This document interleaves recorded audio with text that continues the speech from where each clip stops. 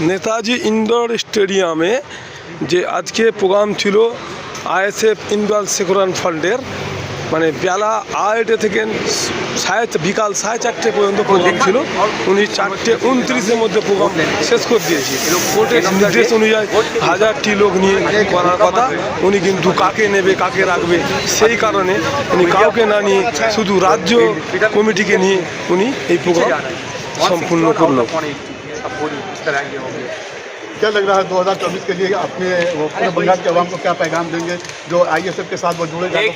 एक ही पैगाम देंगे, आने वाले चुनाव में बीजेपी और तृणमूल के खिलाफ वोट दीजिए।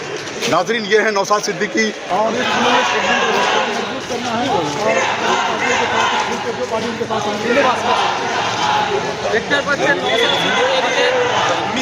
শেষ করে বার হচ্ছে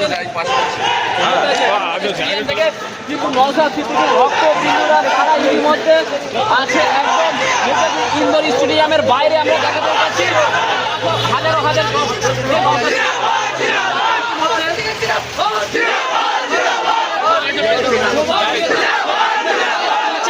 দেখতে পাচ্ছেন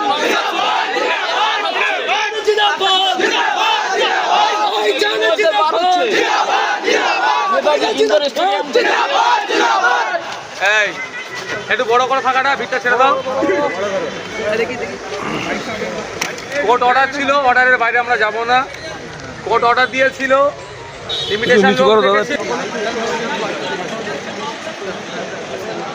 এখন দেখছেন এখানে হাজার হাজার লোক, এখানে মানে শুধু মিডিয়াতে হচ্ছে এখানে।